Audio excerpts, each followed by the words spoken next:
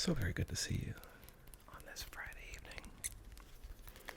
It has been a number of minutes since we've last spoken, and it's been a little crazy, as it oftentimes is for me, but I wanted to tell you the story of where it is I've been. And you may have noticed that the setting has changed. The setting changed just a little bit. And the reason for that is because we are getting ready to move. And as a function of getting ready to move, I am destroying systematically the entire apartment. So, because of that, I'm actually in the bedroom with our very cool fairy lights and all of that. So, anyway, I think most critically, I turned 30. That happened. I hope that you thought that I was younger than that. Because when I used to work in colleges, the students would tell me that I looked like I was 30, but I was in fact only 22. But maybe that was from the cigarettes or something. But so we turned 30, the royal way. But I think more interestingly, we went on a trip, as one does, for their birthday. It was actually for a wedding, but birthday, wedding. In many ways, when you have a birthday, it's like your marriage, just being alive, I guess. So, this wedding was in St. Louis, Missouri, a place I have never been. Well, I had not been to until that. Well, that's only half true. I did stop at a gas station there once when I was moving to Las Vegas. But other than that, not a place I've ever been. Not really a place that why would you? And that's nothing against St. Louis. It's just really, there's nothing there other than the Gateway Arch. And so, we flew out, and everything was fine. The wedding was great. And then we went to fly back on Sunday, and so we had spent the time on Sunday going to see the Gateway Arch and kind of doing the St. Louis kinds of things. And we're in the airport. About 30 minutes before our flight's supposed to board, they get on and say, your flight is delayed until 10 p.m. And that was a not insignificant amount of time. That was about 5 hours from when they told us that. And they explained that the reasoning was that there was no... That's not true. The reasoning was that the pilot was over hours. The pilot was over hours. And I knew that that was probably not accurate, and the reason that I knew that was because the incoming flight. The reason I knew that was because there weren't any incoming flights that were, like, significantly delayed that would have really put a pilot over hours. I'm not saying that it's impossible, but it was weird to me that the plane arrived and then it was immediately delayed by 5 hours. That, to me, says that that plane was not going to fly. It was not going to fly that day. So, we said, all right, what are the options here? Now, again, having not been to St. Louis, I was used to only large airports where there was more than one airline and more than one flight. And I was sorely mistaken. And so, after there was one flight that could have got us out to a different airport in our area, but it was leaving. It was like departing in like 3 minutes. It was in a different terminal, and we had checked bags. Not a good combo. So, since we had checked our bags, we were in a little bit of a pickle because you would assume, and rightfully, that really the bags had already started moving, right? The arriving plane's bags had been removed. They had already come out and started loading our bags onto the plane. So, that was an issue. I got on the phone, the red phone, not the white phone, if you know that reference. And I spoke to the very nice lady. I forget her name, but I did write it down, and she was very helpful in the sense that she refunded our flight, because with American Airlines, if your flight is delayed more than 4 hours, you are entitled to a full refund, and should you choose continued carriage. So you could theoretically wait out the delay, and after you wait out the delay, you could get on the plane, and they would still refund everything, including your bag, which they say is not refundable, but they are misleading you. So, anyway, I talked to the lady and I was like, hey, I know that this flight isn't going today. And she kind of laughed and said, yeah, it's not officially canceled. But that was enough for me, right? And I said, nah, we're not going to do this. So I asked her, I said, could we rent a car? Could you reimburse, as they'll reimburse a hotel, could you reimburse a vehicle? And she said, I don't know, let me check on that. Sometime later, she comes back and says, yeah, we could reimburse a vehicle. And so I said, great. Had her process my refund. I get on the rental shuttle to go to the Hertz. I really shouldn't use their name, but it was Hertz. And I arrive at the Hertz at St. Louis Airport, and I walk in, and first thing out of the person's mouth, do you have a reservation? And I said, no, I need to make one because I am in an extenuating circumstance. And so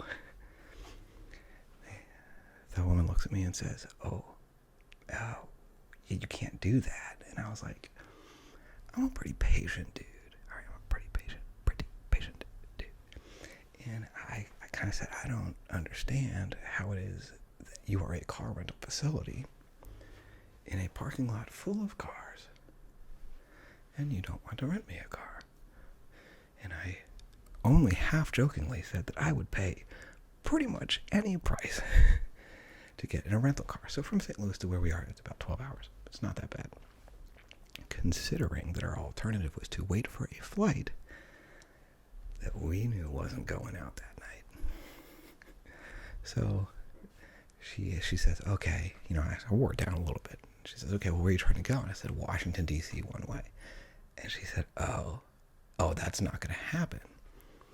And I said, well, could you direct me to a place where I could make that happen?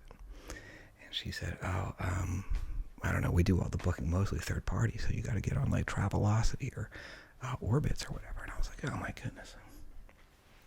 So this is not great news. In the meantime, my better half is trying to get our bags off of the plane, which was also unpleasant, as the American Airlines baggage handler in the baggage office was, it was as if this was the first time that such an event had happened, where somebody had checked bags and then needed to retrieve those bags from the plane before it took off. I don't know. I don't work in airport operations, but it doesn't seem that hard, right? So neither here nor there. So she's waiting for like 2 hours. I get back from the rental car place, and I pretty much, kind of head between my tail, right? I'm like, well, bad news. We won't be renting a car either.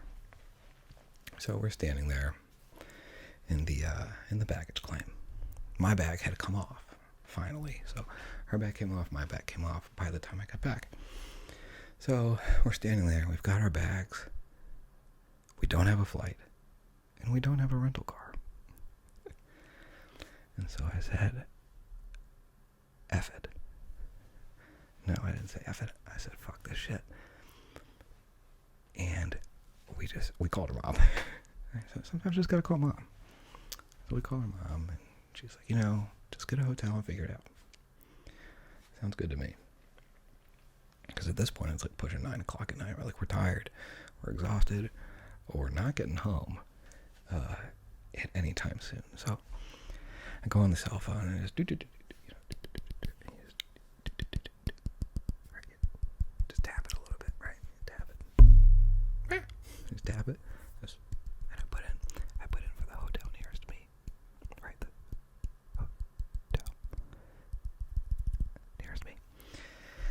And it comes up, and it's the airport Hilton or whatever.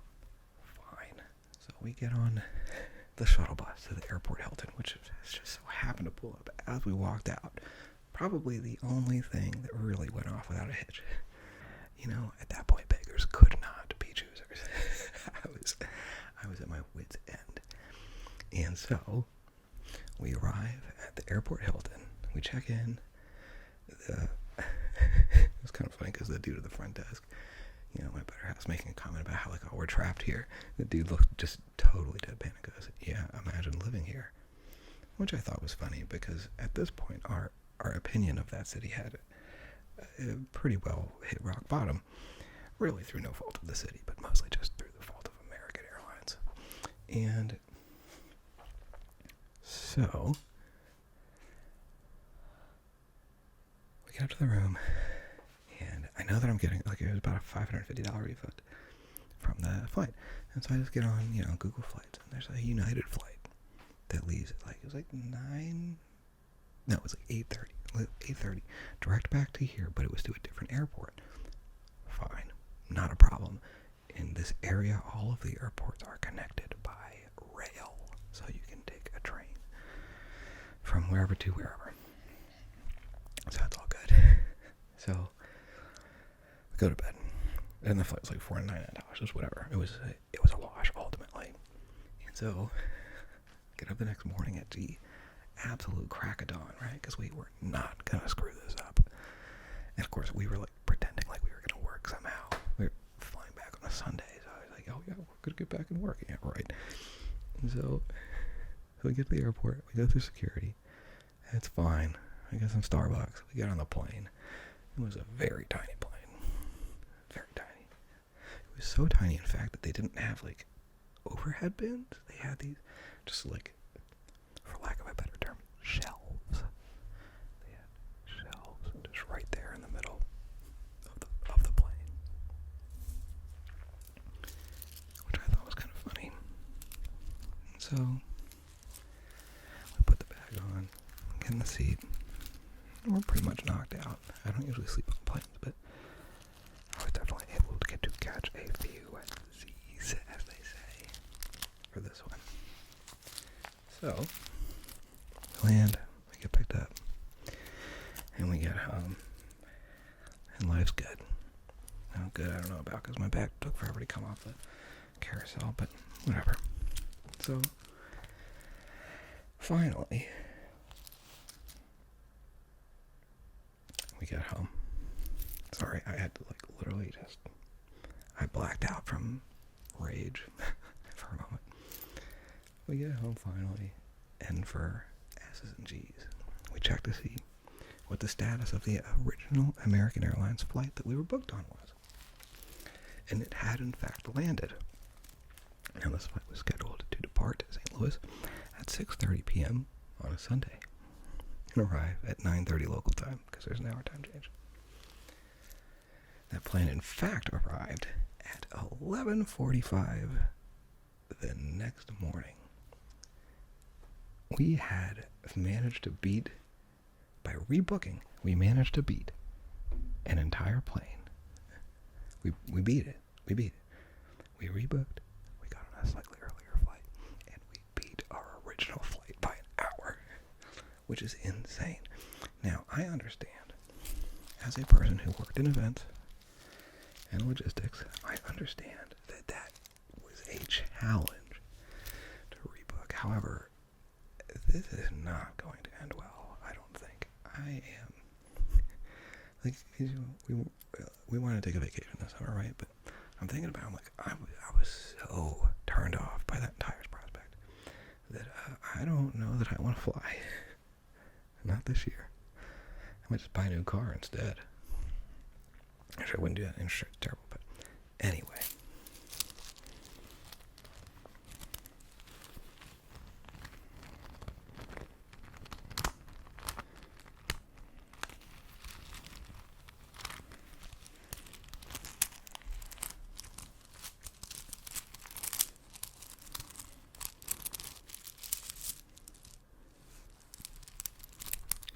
Maybe if we just crunch on these pack of coins, it will feel better.